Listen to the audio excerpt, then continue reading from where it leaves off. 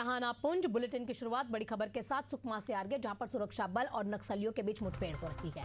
मुठभेड़ में 2 नक्सली ढेर हो चुके हैं, शव बरामद किया जा चुका है। कुकानार थाना क्षेत्र में मुठभेड़ लगातार जारी है। मौके से ऑटोमेटिक हथियार और नक्सल सामग्री बरामद कर ली गई है।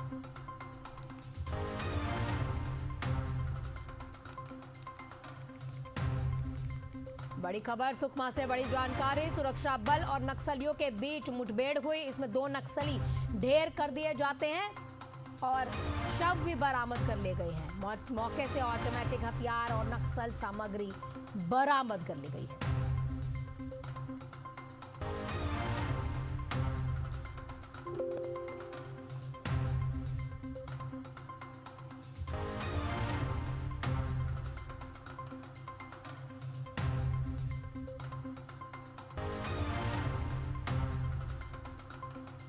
बड़ी खबर, बड़ी जानकारी। लगातार जो कहीं ना कहीं नक्सलियों के खात्मे की ओर छत्तीसगढ़ आगे बढ़ रहा है और एक एक करके, चाहे वो करोड़ों का इनामी नक्सली हो या चाहे संगठन का हेड हो, उसे लगातार पकड़ पकड़ के, या अगर कोई सरेंडर कर रहा है तो ठीक, लेकिन अगर नहीं किया तो इसी तरह से ढेर कर दिए जाएंगे, क्योंकि नक्सलवाद को इतिहास बनाने का जो संकल्प है उसकी दिशा में अग्रसर है।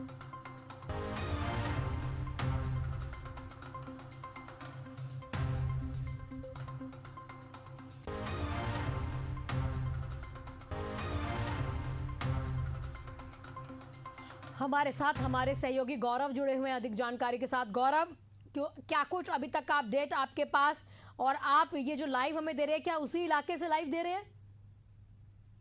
जी बिल्कुल, मैं घटना स्थल से मुश्किल से 20 किलोमीटर की दूरी पर हूं, क्योंकि हम जब घटना स्थल पहुंचने की हम कोशिश कर रहे थे, लेकिन डीआरजी के जवानों ने हमें रोका कि अभी अभी वहां पर मुठभेड़ समाप्त हुआ है। 5:30 बजे से लगभग 6 बजे 7 बजे तक वहां पर मुठभेड़ चला है, लगातार रुक रुक के। और बता दूं आपको कि 2 नक्सलियों के मारे जाने की खबर है, जिसमें एक पुरुष और एक महिला। तो सुकमा एसपी किरण चौहान ने आकाश राव गिरिपुंजे के श्रद्धांजलि में ऐलान कर दिया था कि किसी भी प्रकार से हम नक्सलियों को फ्रंट फुट पर आने नहीं देंगे, और उनको जिस प्रकार से उनकी जो कार्रवाई चल रही थी, और ये इस बड़ी घटना के बाद इस कार्रवाई में कोई रोक नहीं होगी, और हम उससे तेज गति से, क्योंकि आकाश राव गिरिपुंजे जो एसपी रहे हैं पुंटा के, उनके शहीद होने के बाद सुकमा पुलिस जो थी और मोटिवेट हुई थी कि उनका जो बलिदान है उसे जाया नहीं जाने दिया जाएगा, और अब नक्सलियों के खिलाफ और कड़ी कार्रवाई करेंगे। तो आप देख सकते हैं कि मुश्किल से 2 दिन भी नहीं बीते और डीआरजी के जवानों ने सुकमा के जो कुकानार थाना क्षेत्र का जो गांव है, पुसगुन्ना का जो गांव है, पुसगुन्ना के क्षेत्र के जो पहाड़ है, वहां पर नक्सलियों की उपस्थिति होने की जो उनको खबर मिली, उसके बाद डीआरजी के जवानों ने वहां पर पहुंचकर नक्सलियों के खिलाफ कड़ी कार्रवाई की और नक्सलियों को मार गिराया। तो उसमें से 2 नक्सली मार गिराए गए। जी, और अभी तक हमारे जवान, क्योंकि वहां पर लगातार मुस्तैदी से तैनात है, हमारे जवान सारे सुरक्षित है, कोई घायल तो नहीं हुआ?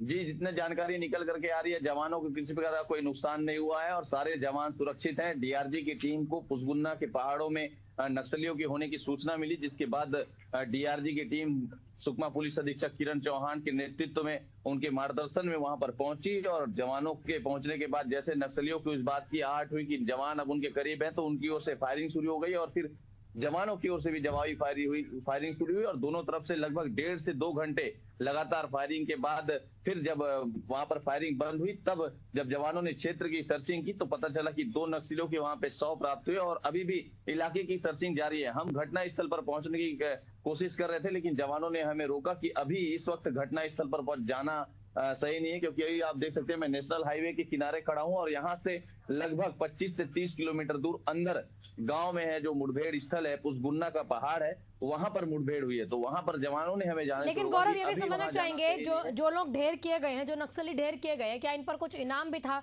या कोई और भी आपके पास नाम ऐसा हो जो जवानों ने जानकारी दी हो कि उन्हें गिरफ्तार भी किया गया है?